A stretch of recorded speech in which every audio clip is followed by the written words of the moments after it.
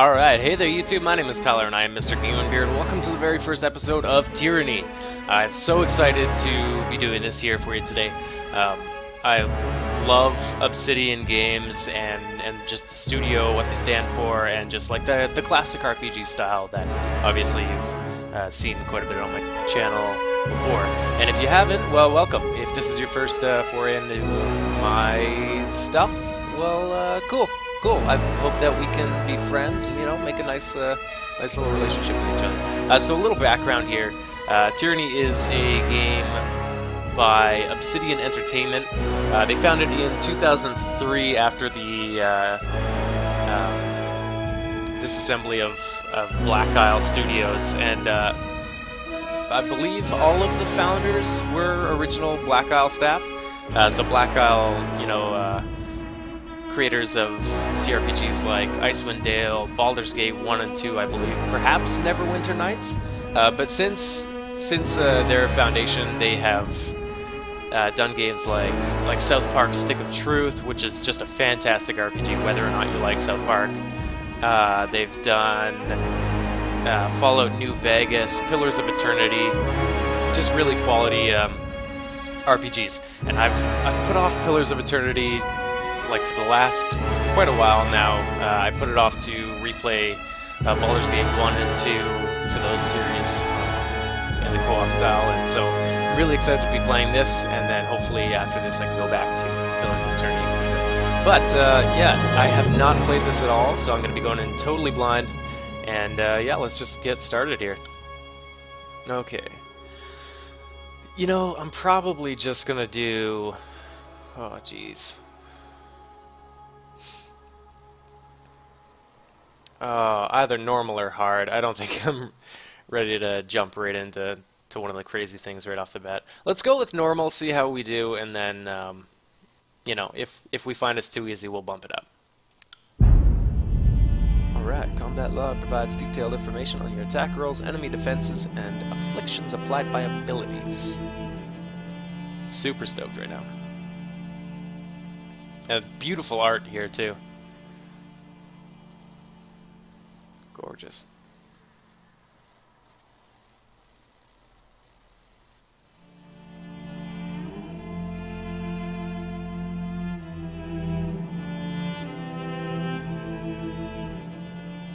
Alright. Today, Tyranny, today.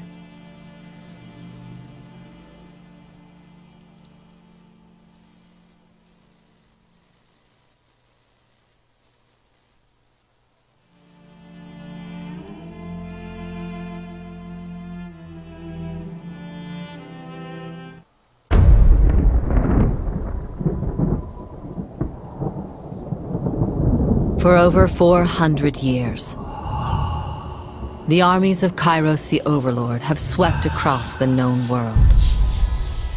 All who stood against them fell before their might.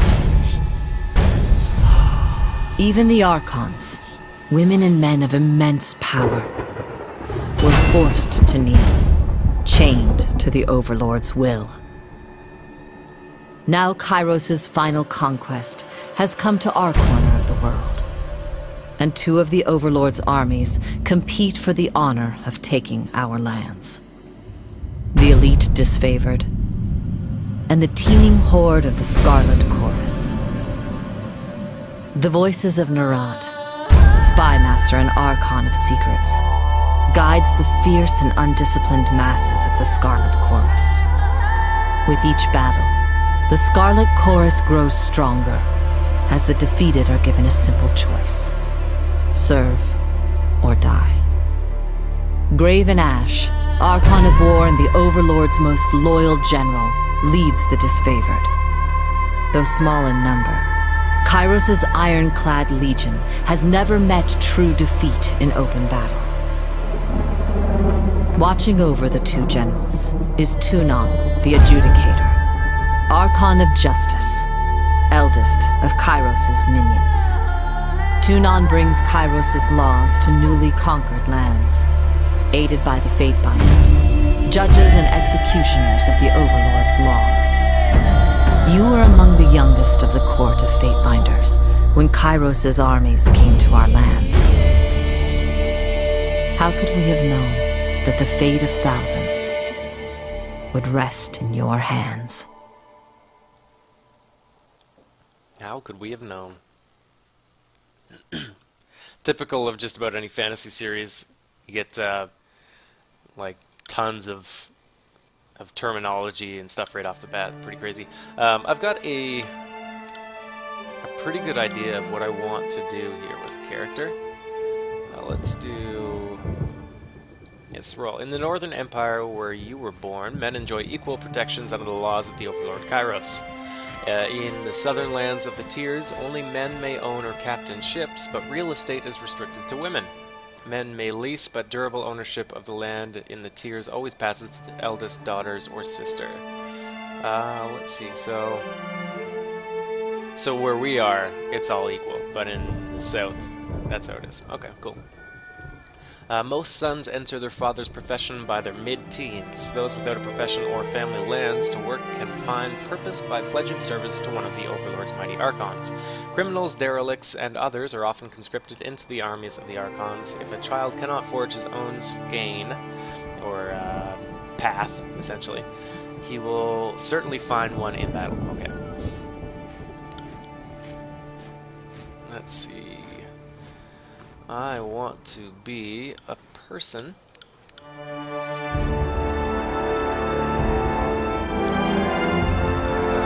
bows for me, please. I think I'm gonna have to adjust the volume here. Seems to be a little out of control. I'm not a big fan of any of these, but let's go for this one.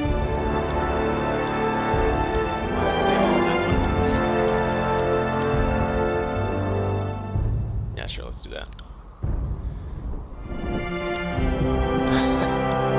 His face is so grim. Oh my god, look at that.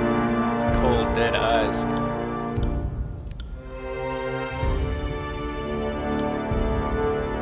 Let's do that one. Hair. Top knot thing going on? No, it doesn't look like it. So let's do that then.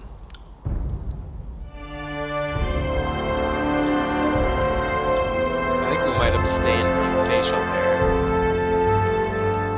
this time around. Yeah, I think we shall. It's just the face, hair color, black is good. Ah, got it. On the lookout. I'm injured. Curious. Flawless! Yeah, I'll just hold on to this. That wasn't so hard. Yeah, let's do... Moving cautiously. Let's get some... Take a look at some tats at least. That one's a little much for me. I kind of like that one though.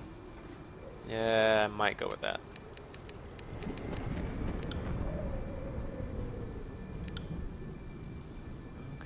Alright. Oh, I like just the hand tattoos too, though. Ooh, that's cool. That's too mystical for me. Tree. Nice little flower snowflake dealies.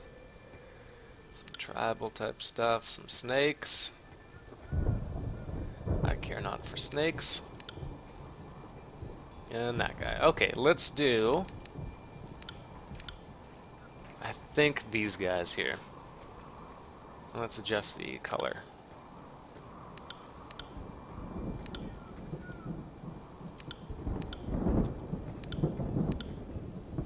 Let's go with...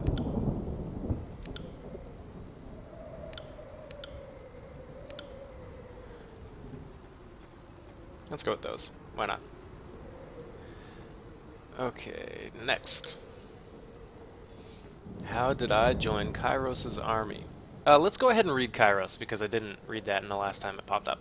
Kairos is a name out of legend. For centuries, the Overlord has consolidated power, sending vast armies to swallow entire realms. The most powerful mystic the world has ever seen, Kairos can issue edicts, magical proclamations that level cities, spread pox, sunder the lands, or change the course of seasons. That's pretty crazy. So this guy can essentially write something on paper and, like, massive changes, like affecting seasons or sundering lands. That's crazy. That's crazy powerful. Today you are a Fatebinder, agent of the Archon of Justice. You are by no means free, but as a warrior scholar deputized with discretionary powers to interpret and execute the laws of the Overlord Kairos, you are freer than most. One does not apply to be a Fatebinder. One is called by Tunon, the Archon of Justice, and to decline is death. Millions of men and women live in the dozens of realms ruled by the Overlord. How did you stand out from amongst this teeming mass of desperation and insignificance and gain the Archon's notice? So Tunon, the Adjudicator, is the Archon of Justice, ruler of the conquered realms and arbiter of disputes. Oldest of the Archons sent to conquer the Tiers, Tunon speaks with Kairos' authority. His true appearance remains hidden behind an iron mask, the face of judgment. Tunon is an impartial, sober creature, wholly obsessed with justice and order. That's pretty cool. Let's see. Not wishing to pay to feed and house two, the madam that purchased your mother sold you to the proving grounds, the Northern Empire's bloodiest, most notorious fighting arena. Given only enough training to assure the show isn't over too soon, your natural prowess and survival instinct led you to one victory after another. There's no elegant swordplay, no formalized duels, just brutal melee and the stench of blood, shit, and bronze, with each day's gruesome necessities. I don't know if I'm gonna go with that one. Let's take a look at Guild Apprentice here. Deeply proud of your intelligence, your parents always knew you were too smart for a life spent with your hands in the soil. Looking to secure a better future, your parents struck a bargain with the Seven Tree Guild, a small magical order willing to teach you letters, numbers, and magic if you prove capable. I don't know if that one's for me either. Let's do...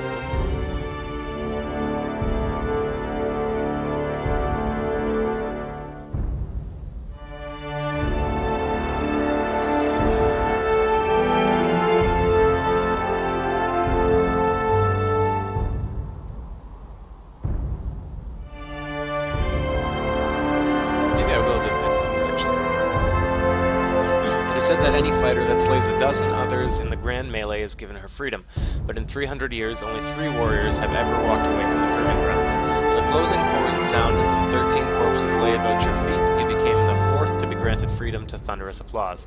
But this autonomy was short-lived. Within days, word of your accomplishment made its way to the Archon of Justice. Yeah, let's do that.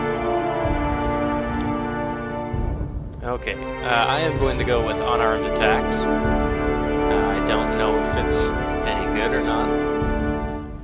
I actually assume it's probably not, as in most games. Unarmed fighting is one of the more challenging combat styles. Damage is generally lower, but this is offset by the speed of your attacks. A good style for someone interested in being challenged. Okay, yeah, I can do that, especially on normal. While fighting unarmed, the dodge skill is used to avoid melee attacks rather than parry. Okay, good to know. So that's my primary expertise. Choose an ability. Let's see. Flurry of Blows. Unleash a double attack on your target. Or perform a palm strike to the target's chest, interrupting them, pushing them back, and silencing them from spellcasting. This seems pretty good.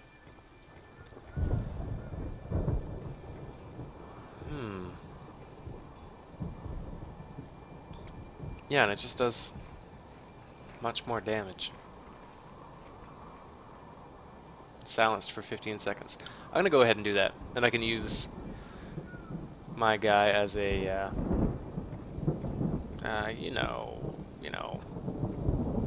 crowd control sort of move around the enemy sort of thing. Oh, it looks like I get a secondary expertise as well. So let's do some kind of spell here so that we're not doubling up on weapon styles. I do like the sound. What's Vigor? Branch magic that focuses on granting bonuses to yourself and your allies. So buffing or atrophy. Atrophy magic drains the skills and attributes of your enemies, weakening their attacks and making them easier to kill. I like the sound of this. Touch of atrophy. Okay. Gather entropic energy and channel it into an enemy, sapping the target's might and vitality by 3 for 45 seconds. That sounds good. I like it. Cool. Color scheme.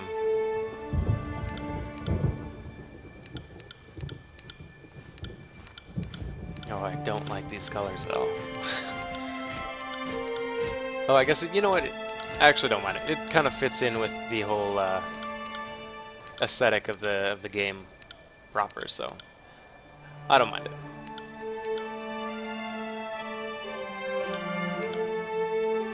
Let's see. Yeah, let's go with that and that. I kind of like the look of that. Oh, I got some spillage on my shirt there. Oh, dude, you're grubby. You need to clean yourself up. These are a fate binder. You should take some pride in looking presentable, professional. Yeah, I'll go with that. I like that. Alright, I get to make my own banner too.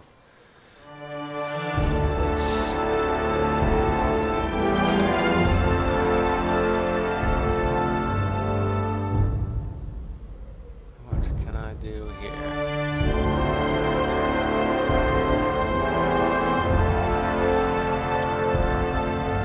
Kind of like that.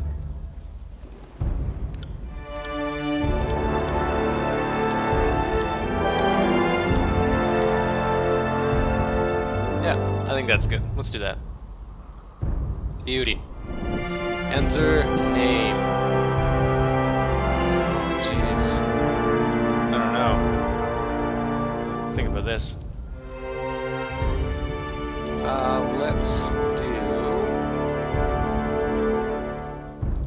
Let's do Asgrad. No, it's not. It's an old ass name. I'm just gonna go with Mr. GMB.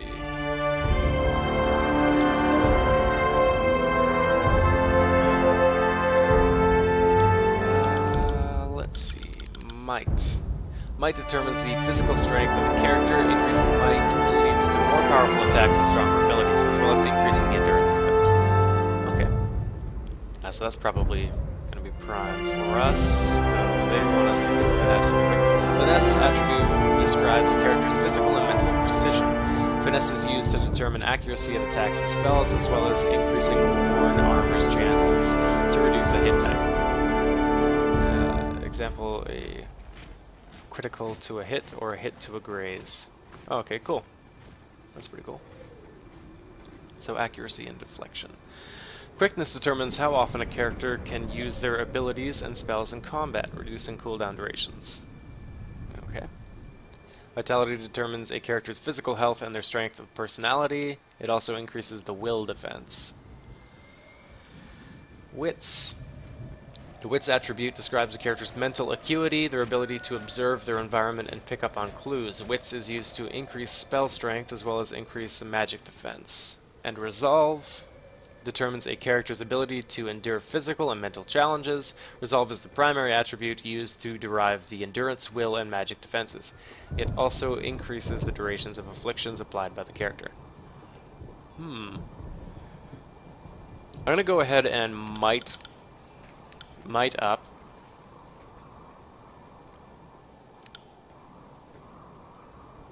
And then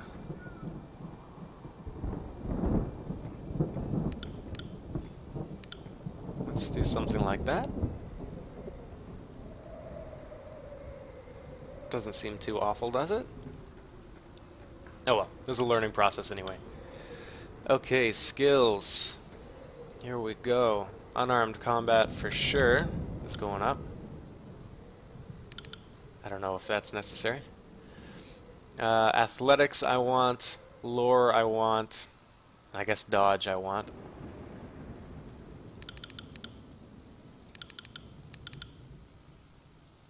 I don't know if that's necessary. Let's do something like that. And I don't even need to worry about parry, so that's pretty cool. Oh, magic skills, though.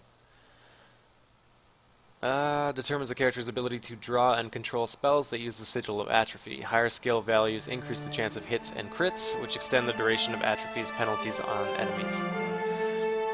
Unarmed determines the effectiveness of unarmed attacks. Higher skill values lead to more accurate attacks, increasing the chance of critical strikes. Okay. Alrighty.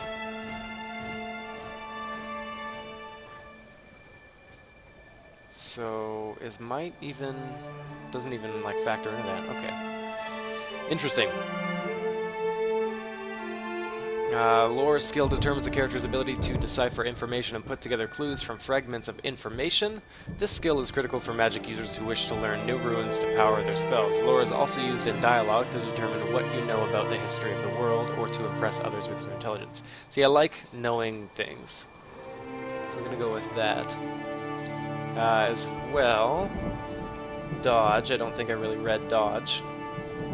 Dodge skill defends against range attacks from bows, javelins, or magic spells. Higher skill ranks will reduce damage taken or even cause enemies to miss their attack altogether.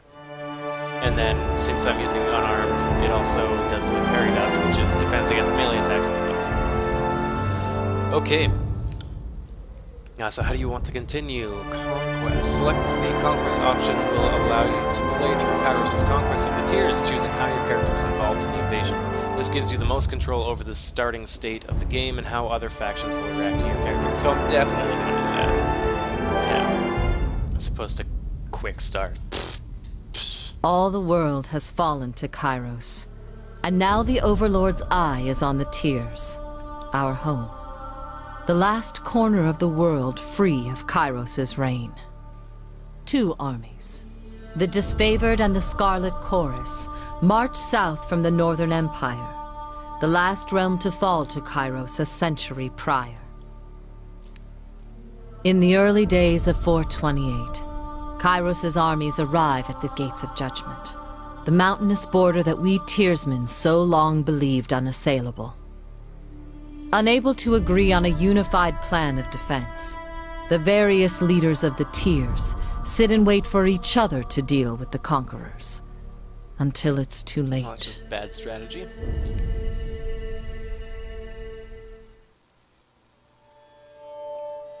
Okay, during the Conquest, you will decide your character's actions during Kairos' invasion of the Tiers, shaping the world through which you will adventure over the course of the game.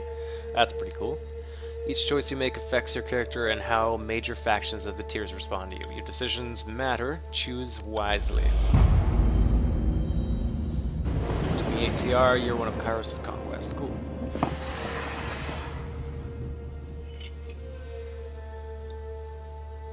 The Bastard City. The Bastard City stood on the northern border between Kairos' empire and the Tiers. Built upon a natural harbor at the crossroads between realms, the city was a nexus of commerce. To the Tiers, it was the center of all wealth. To a northerner, it was little more than a backwater trading post. Its symbolic status as a gateway to the continent made it a natural first target in Kairos' military conquest. Circumstances were ideal for you to prove your worth as a soldier in Kairos' armies. Taking this city would send a message to the rest of the Tiers. Kairos' will is insurmountable. Let's go ahead and read a little bit about this. A name for its position between two realms, the Bastard City and its surrounding lands known as the Bastard Tier, is a melting pot of cultures and a place of commerce and intrigue. The Tiersmen of the South view the Bastard City as a place of wealth and excess, but to the people of the Northern Empire, the Bastard City is a little more than a sprawling slum. Tunon, the Adjudicator, established his court in the Bastard City. From his foothold in the Tiers, he and his court of Fatebinders impose Kairos' law upon the conquered land. That's me, I'm a Fatebinder. Okay, cool. Select a token on the map to begin. Let's see. Infiltrate the Tiers. Both armies sent their forces to prepare the way. Gates of Judgment. In the first major engagement of the war, Kairos' armies cross the mountains and establish a foothold. Let's do Infiltrate the Tiers. History would remember the Gates of Judgment as the first battle of the Conquest, but the real combat unfolded with advance units of both armies preparing for the coming war. The Disfavored and the Scarlet Chorus each had a plan to infiltrate the capital city. Which army did you join? Let's read a little bit about them. So the Disfavored. Disciplined and battle-hardened, the Disfavored are an elite legion in Kairos' army. They spearheaded the conquest of the Younger Realms, finding themselves always outnumbered but never outclassed. Led by the steadfast and dutiful Graven Ash, whom they follow with obsessive devotion, they are committed to imposing their interpretation of order upon the relative lawlessness of the Tiers. The Legion only tolerates Northerners in their ranks, priding themselves on their high standards and cultural purity. So that's... okay, so powerful and well-trained soldiers, but also cultural purists. And the Scarlet Chorus is little more than a gang of thugs and their captive slaves. Rather than organized under commissioned officers, the Chorus follow a hierarchy seemingly ruled by whoever has the bravado to command and defend their position. At the head of this chaotic pecking order, the Archon of Secrets, better known as the Voices of Nerat, treats the Scarlet Chorus as his personal army. The Scarlet Chorus often suffers tremendous losses after battle, only to swell in the aftermath when captured enemies and collateral prisoners are given the cruel opportunity to join or die. Okay, so they're like a conscription army, essentially. Okay, let's go with the Disfavored. I think that suits my guy a little more. You lent your skills to the elite Disfavored scouts to capture a border garrison. Graven Ash insisted that an early victory in the offensive would boost the morale of his troops and diminish the haughty overconfidence of the Southerners. So the Oathbound scouts identified a modest border defense and collaborated on an organized attack that would leave the enemy uncoordinated and cut off from aid. You oversaw the preparations and offered your opinions on the strategy. When the clashing of swords and spears fell to silence, followed by the cheering of Disfavored scouts, you were the least surprised. Cool. Oh, so I could only choose one of those, eh?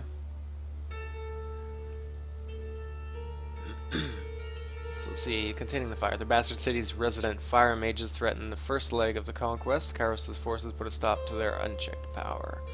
You found an ally within the city to prepare the way for the approaching armies. Let's do this one. Okay, your fiercest opponents in the Bastard City were the mages of the School of Wild Wrath. Too barbaric to use their power responsibly, the unbridled practitioners needed to be stopped. How did you trick the hot-tempered mages into their own undoing? Lure them to a disfavored ambush, or a meeting with the Voices of Nerat. You tricked the guild elders into meeting with the Voices of Nerat, Archon of Secrets. The Archon was notorious for his cruel and mysterious interrogation techniques. The mages were never seen again. You lured the hot-headed mages to an ambush, where a legion of disfavored waited to spring the trap. Soldiers were hungry for a chance to subdue the arcane branch of Tyr's resistance. Yeah, let's do that one.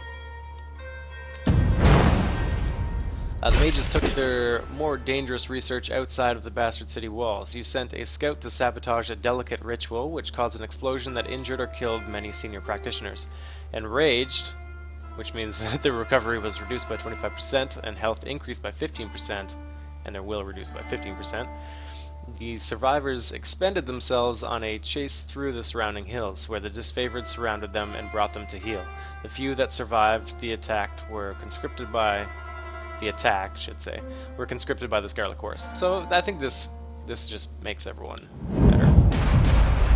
A betrayal of the Bastard City. Your tactics of infiltration placed you in the Bastard City ahead of the main armies. Your work softened the city defenses for the arrival of Kairos' forces, but you wanted a decisive gesture that would give your allies a meaningful advantage. How did you assist in the fall of the Bastard City? Let's see. Did I duel the city marshal? Did I incite a riot? Or did I... what was this one? Assassinate a bunch of people. Let's see what you get. Warrior's Respite. Stand your ground on the face of defeat. During this time, you will regenerate health rapidly, but your damage is significantly reduced. I don't know about that. Searing Palm. Gather heated energy into your hands and release it onto a foe. The target ignites in flames, burning over time. And then Concealing Shadows. Okay, so that you can't hit them, they can't hit you. Silly. I don't know. I think I kinda like this one. Yeah. Yeah. I think that's what I'm gonna go with. So you challenge the commander of the Bastard City's defenses to an honorable fight to the death. The disfavored wished to spare soldier lives for the battles ahead and civilian lives for occupation. Ooh. The city marshal was an old but experienced fighter, and his value to the guard was an accepted truth. After making guarantees for your protection, you met him in the square of the market district and fought in a view of tense onlookers. The battle drew on longer than you thought possible. Good fortune struck when an ornamental chain hanging from the marshal's armor snagged the quillion of his sword, granting you the opportunity to end his life swiftly.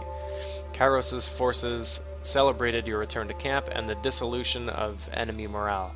All agreed that the Bastard City was poised to crumble. Sweet. We did it. Okay. The Bastard City settled into a new state of normalcy, with every tower displaying Kairos' banner. Your name was whispered alongside rumors of a decorated career to come. The armies divided into two fronts and migrated south. Tunon sent word that you were to join the next frontier of Kairos' conquest, either as judge and overseer of the settlement of Lethian's Crossing, or as a war advisor with the armies advancing into the realm of Apex. So Lethian's Crossing. Built in the shadow of an old wall's junction in the realm of Haven, Lethian's Crossing is a growing trading settlement. The nearby rivers are rich in iron ore, though the locals lack the technology to smelt and forge the element. So that's silly. In the years following Kairos' conquest of the Tiers, the population of Lethian's Crossing swelled with refugees fleeing the destruction of their homelands. The presence of the forge-bound mining the iron, along with their guards, makes this makeshift settlement a vital resource for Kairos' army. Okay. So let's see. War Advisor advancing into Apex, or Judge and Overseer of Lethian's Crossing.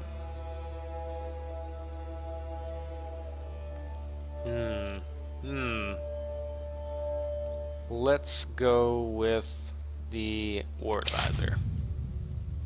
Yeah. 429 TR, year 2 of Kairos' conquest.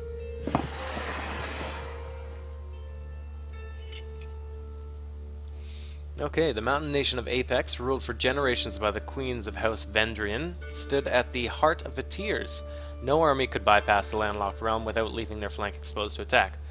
By the second year of the war, the disfavored and Scarlet Chorus had pushed deep into the Tiers. Elements of both armies were dispatched to conquer Apex. Tunon assigned you to accompany them, tasked with bringing Kairos' law to the territory as well as keeping an eye on both armies.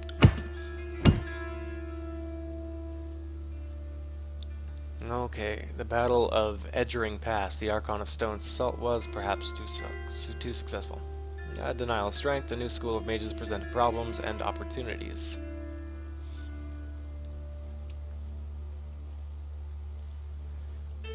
Let's see. Let's do this one. So the disfavored sent their most destructive ally to crush Edgering Fort. Cairn, Archon of Stone, buried the stronghold under an avalanche triggered from the surrounding mountains. The Scarlet Chorus were promised captured enemies for recruitment, yet none survived the onslaught. Chorus demanded compensation. What about this guy? A school of water mages loyal to the Tiersmen posed a substantial threat. The disfavored wished to annihilate the school, while the Scarlet Chorus insisted on capturing the mages, wishing to learn of their craft. Okay, water mages? I think we should capture them. Yeah, he sided with the Scarlet Chorus, ordering the mage elders taken alive for interrogation. Let's do that. Though countless lives were lost taking the mages into custody, the Scarlet Chorus praised your name as they dragged the beaten elders of the school to the voices of Narat's tent. As a wave of screams and incoherent pleas reached their crescendo, the Scarlet Chorus soldiers outside cheered for their Archon. The disfavored adjourned to their camp in grim silence, claiming the chorus lacked the will and desire to fully wipe out all traces of the enemy school. Yeah, we can make use of it, though. Poisoning the well. Poor communication led to the gruesome death of disfavored scouts. Kairos' forces debated over the fate of an enemy captain.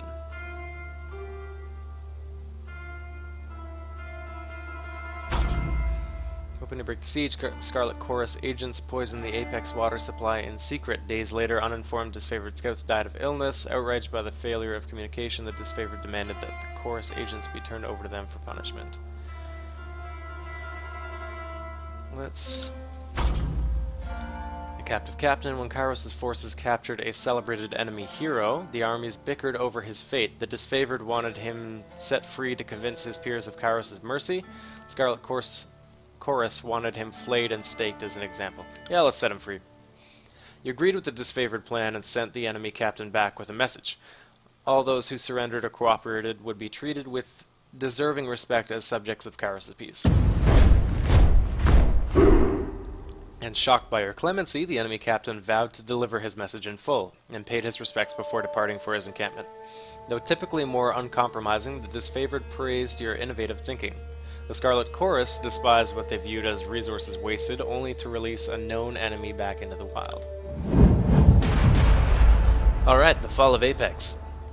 With the defeat of Apex an inevitability, the armies of Kairos met to discuss how to put an end to this stage of the conquest. Both armies agreed to send an offer of parley. Along with their acceptance, the enemy requested that you appear at the meeting. Word of your fair dealings had apparently spread to their ranks. Yeah, that's me. How did you orchestrate the surrender of the realm of Apex?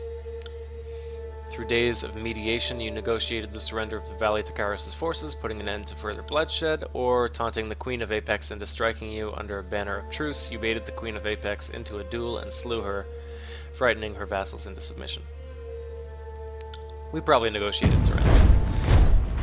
Your former enemies were loath to part with their lands, but they were even more reluctant to continue a war they were losing at every turn. The Tearsmen are a stubborn lot, and despite their grim situation, it still took days of discussion and diplomacy to show them the madness of tenacity.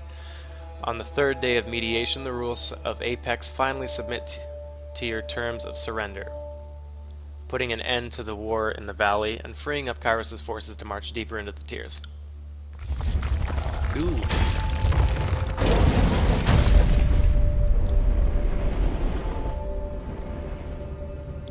Alright. Oh, there's all these places here? Gee whiz. Alright.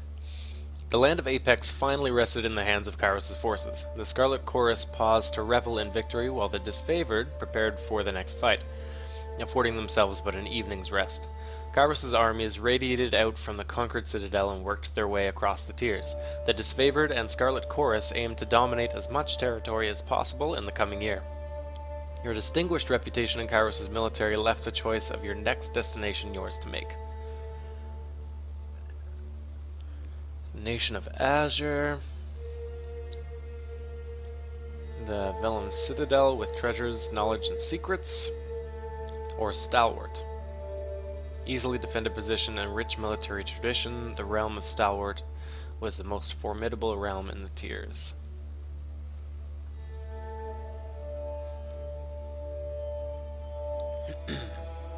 Yeah, let's do Stalwart. We can handle the most formidable.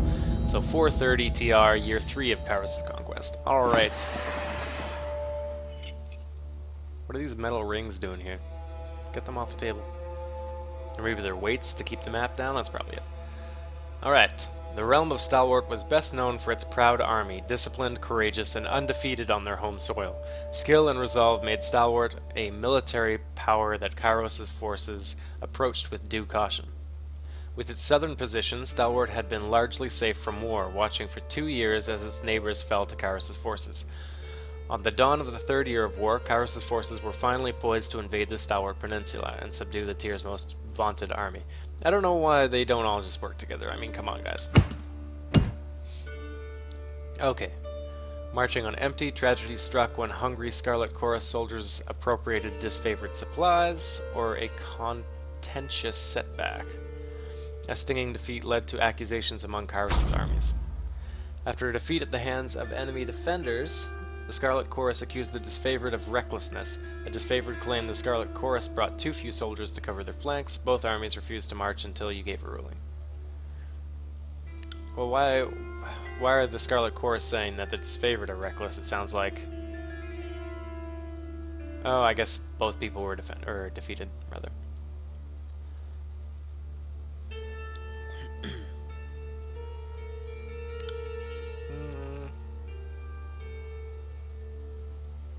Yeah, okay. So knowing the disfavored reputation for discipline, as well as the Scarlet Chorus's powers to instill fear and frenzy, you decided that the Scarlet Chorus was in the wrong. Which they likely were, I mean, come on. The Scarlet Chorus were nonplussed to receive some censure, but aghast that the disfavored would not share in the blame. Soldiers hurled venomous accusations your way, challenging your impartiality and wondering where justice could be found, if not in Tunon's Fatebinder. They argued that reputation should have no bearing on law. Yeah, that might be... I think that'll come back to bite us in the ass, maybe. Suspicions arose when Scarlet Chorus soldiers fought under the banner of Stalwart, or when an enemy commander fell captive, Kyrus' armies argued over what to do with her.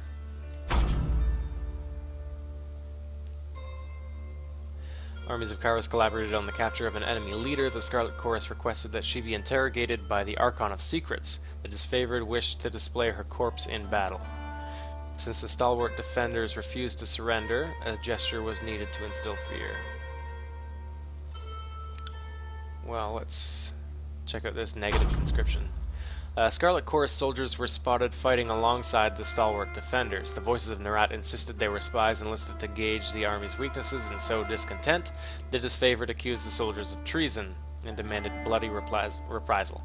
The contentious armies sought your ruling on the matter. Gee whiz. Let's interrogate the, you know, the enemy captain there. You ordered the enemy commander be sent to the voices of Nerat for interrogation. Okay.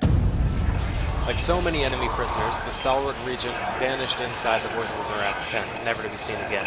Her screams were the only evidence that she had ever passed through camp. Through camp, and those went on beyond what most considered possible. When at last she fell silent, the voices invited you inside. There was no regent to be found, only a map which the voices had marked with hasty scrawls marking supposed weaknesses in the enemy defense. The disfavored carved a slow, steady path into the heart of Stalwart and surrounded the enemy's massive fortress. With the main bulk of their forces defeated, the enemy leadership retreated to their mighty fortress, content to wait out the war. The Overlord answered this impudence with an Edict of Storms on the peninsula, a devastating spell that would endure for as long as the cowardly hearts of Stalwart's leaders persisted in beating. Pleased by your efforts, Tunon deemed you the proper representative to deliver Kyros's edict. Aside from being given a 3-day window to read the edict, you received no other instructions. So, the edict. Kyros's most powerful magic is that of the edict. Commandments cast upon whole regions that can control and destroy man and nature alike. Once cast, an edict can rain fire, wither crops, demoralize cities, usher in endless night, or do whatever it is that Kairos envisioned. No known force, magical or mundane, can stop an edict, though each edict is often worded to include some condition or contingency that will see its end.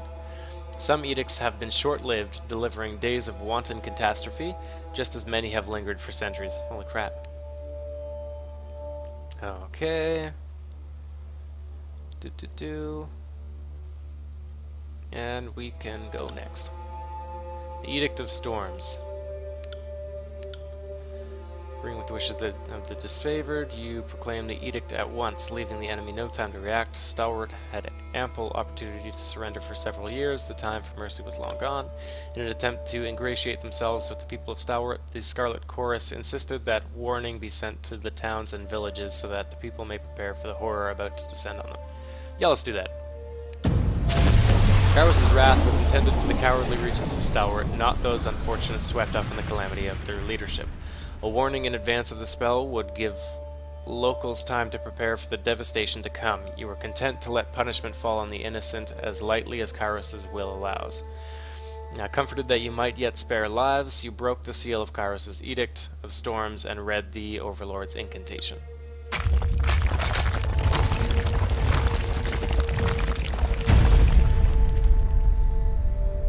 The clear skies darkened as you read the final words of the edict. A flurry of wind and rain whipped through the rolling plains and craggy canyons, turning rocks, uprooted trees, and hapless soldiers into hazardous shrapnel. Armed with a measure of foresight, you were able to remove yourself from the area before the storms grew more violent.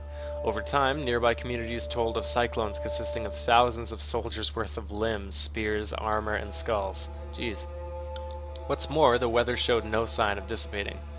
Several units of disfavored, who fought the enemy in spite of the advancing storm, were caught up in the Overlord's magic. A few survivors regrouped and nursed their wounds. Their failure to topple the Stalwart Legion shamed them into believing the dead more fortunate. The name Stalwart fell from use. People took to calling it the Blade Grave, for their remade landscape festooned with the iron and bronze armaments of two once great legions. As Kairos' forces departed, you spared a glance back at the ruins of Stalwart, marveling at your work. You didn't have long to rest before Tunon called you into service once more.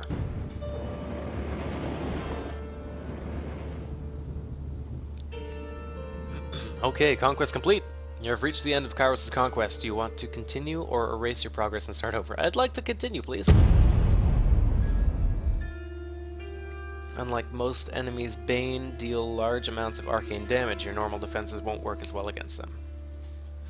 Good to know. It's a big old statue crying blood. So it seems like load times in this game are fairly substantial so far. The year is 431, and Kairos' invasion has shattered all major opposition in the tiers. The Younger Realms, the Bastard Tier, the Free Cities. All who defied Kairos lay broken by battle, or bowed in surrender. The two armies of the Overlord, the Disfavored and the Scarlet Chorus, now control our lands. But our will is not yet extinguished. Not entirely. In the Valley of Vendrian's Well, those of us unwilling to bow to Kairos have banded together in defiance. Violating an oath of surrender from 2 years prior, we have staged a bloody uprising, murdering the Disfavored and Scarlet Chorus garrison in a midnight assault. Ooh.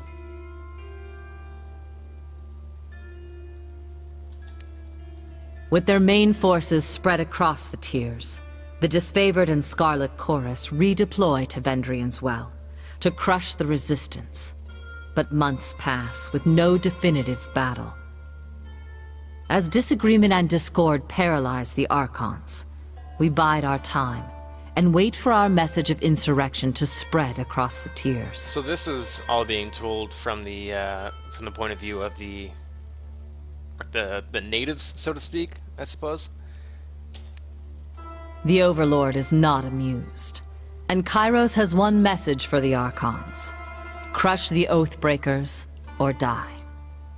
Kairos backs this threat with an edict, a magical commandment that can slay all in the valley should the order be ignored. The honor of proclaiming this edict fell to you. Sent across the mountains to Vendrian's Well, you carry the Overlord's edict to read before the Archons. Jeez. As you finally make your way through the winding mountain passes into the valley, the ground trembles, and Kairos' magic seals the way behind you.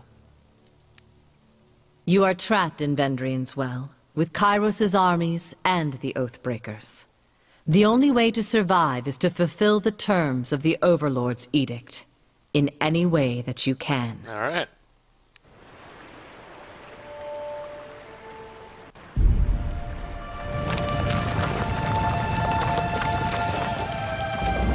Okay.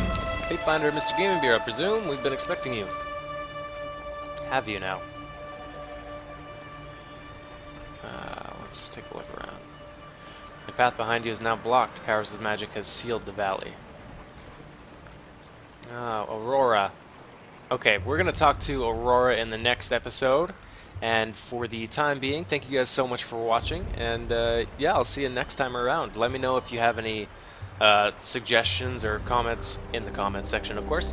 And I'll see you next time. Cheers, guys.